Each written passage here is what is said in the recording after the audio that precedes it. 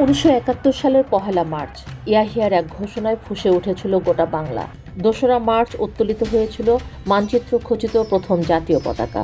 আর তার পরের দিন অর্থাৎ ৩রা মার্চ সেই আন্দোলনের পালে লাগে স্বাধীনতার চূড়ান্ত হাওয়া।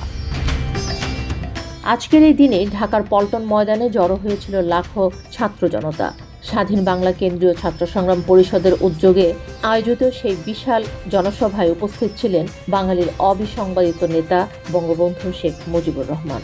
সেই জনসমুদ্রের সামনে পাঠ করা হয় ইতিহাসের এক অমোঘ দলিল, স্বাধীনতার ইশতেহার। ছাত্রনেতা শাহজাহান সিরাজের কণ্ঠে উচ্চারিত হল ৫৪,৫০৬ বর্গমাইলের এই ভূখণ্ডের নতুন নাম বাংলাদেশ।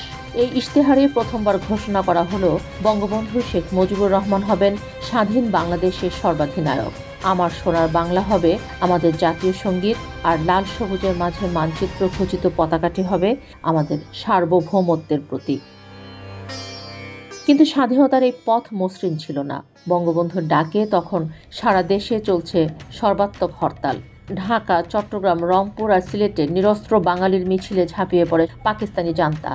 অকাতরে রক্ত ঝরে রাজপথে, শহীদ হন শতাধিক মুক্তিকামী মানুষ। জারি করা হয় সান্ধ্য আইন বা কারফিউ। ভয় দেখিয়ে দমানো যায়নি বাঙালিকে। ইয়াহিয়া খানের গোলটেবিল বৈঠকের প্রস্তাব ঘৃণা ভরে প্রত্যাখ্যান করেন বঙ্গবন্ধু। তিনি স্পষ্ট জানিয়ে দেন, শহীদের রক্ত মারিয়ে কোনো আলোচনায় যাওয়া সম্ভব নয়। জুলফিকার আলী ভুট্টোর উদ্দেশ্যে তার সে অকুতোভয় ঘোষণা আজও আমাদের কানে বাজে। আপনারা আপনাদের শাসনতন্ত্র রচনা করুন, আমরা আমাদেরটা নিজেরাই গড়ে নেব।